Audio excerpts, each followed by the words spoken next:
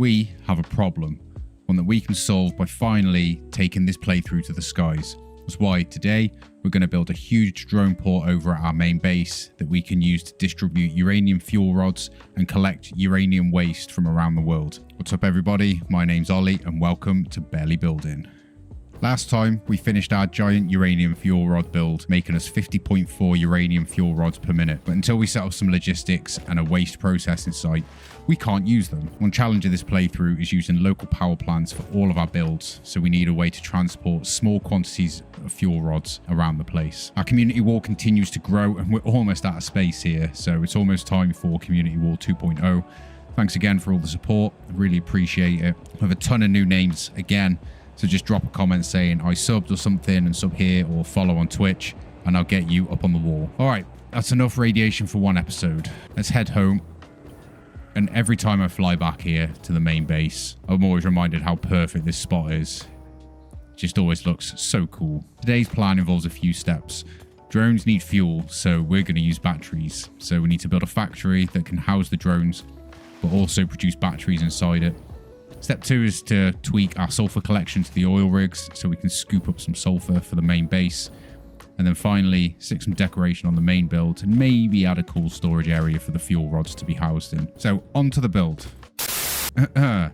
Onto the build. I've marked this area out mainly because I thought we could take our water from underneath. But I found that out a little bit too late. You can't even get water from here, even with the shallow water mod. These 4 black squares mark the initial corners of the build, and I think this is a little bit too small to be honest. But to make it bigger, we need this belt out of the way. So with a quick cut, we can shift that out of the way, and now we have this big open space. And design-wise, I want to incorporate radar towers. I think they fit the theme with drones pretty cool. So what I've come up with is this blueprint for the corner, where we have this nice sort of slanted roof with a gap here that we can fill in with our radio tower. And if we get those in place, you can kind of hopefully see the vision of what we're going for. We're going to leave it open like this for a while, just so we can get the design in and get it exactly how we want it. And if we look at the space we've got, we can quite comfortably fit 5 refineries along this wall, which is going to give us 5, 5, 5, and maybe 4 here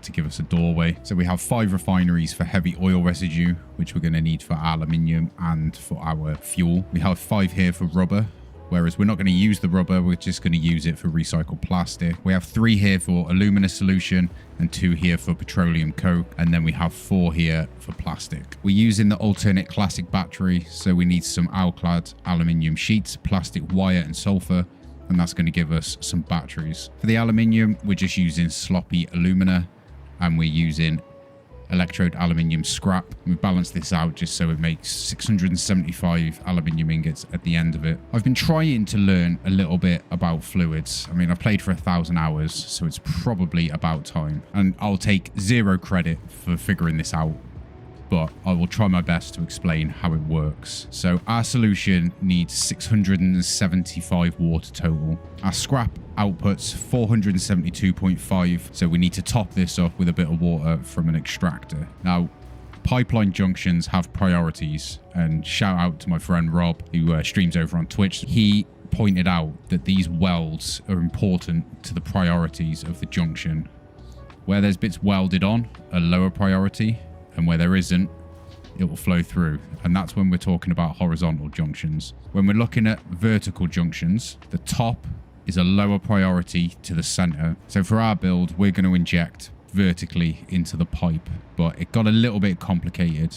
As we need more than 600 per minute of water, we need to inject partway into the line with our water from the extractor, and just injecting it here did not work. I tried that and it just backfilled the whole system. And I think it's because it's important we don't allow the water to go backwards. So we have a pump here. This is forcing our byproduct line and not allowing any backflow after this point. This will force this through into these 2 refineries. And our extractor here, we have a pump. This pump is pushing this water to here, so this stops this from going up and overfilling these pipes. So we end up with this water going through and being topped up from this lower priority entrance. And it works.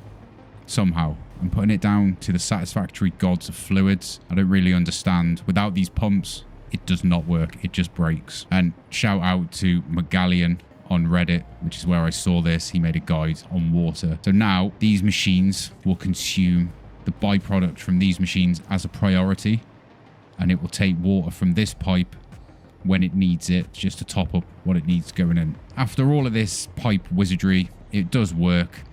The loop is behaving. We have our machines ready, making all the scrap and all the ingots. We've also got our plastic and rubber line in. So this rubber isn't being used. This rubber only feeds the plastic machines.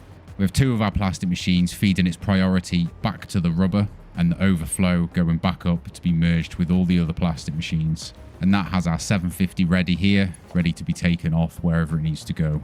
Recycled plastic and rubber needs fuel, so we're using the diluted fuel recipe, and I decided to bring the water in from down here just because I don't want to spoil the aesthetic of the base too much with loads of water extractors in the middle. And that's most of the material sorted, and we're finally closing in on the battery line.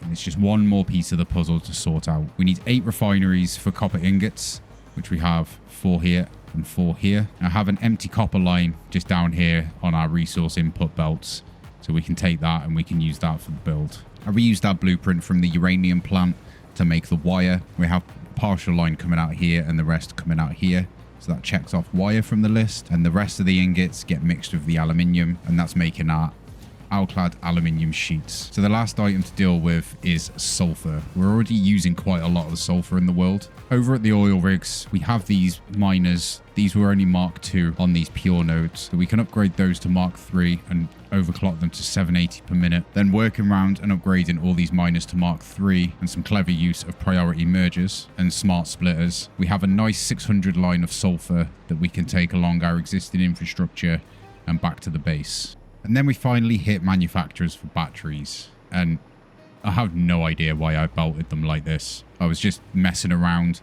and I put all the belts in a big loop going between all of the manufacturers. I don't know what I was thinking. Then I merged all the materials onto the belts and we get this weird ring of things moving. I don't know, it actually looks really cool. I might do this more often. I really like it. That lets us run a throughput test for batteries. We'll let this run for a little bit and just check that we stick steady at 375 per minute, and we can get on with the fun bit, which is making this building actually look like a drone port and not a half-finished mess. And this is the traditional barely building concrete shell that we start with. So we've put all the walls in. We've got plenty of drone ports around the walls here that are making up a bit of the decor. And then with a final sweep of paint, this thing looks absolutely incredible.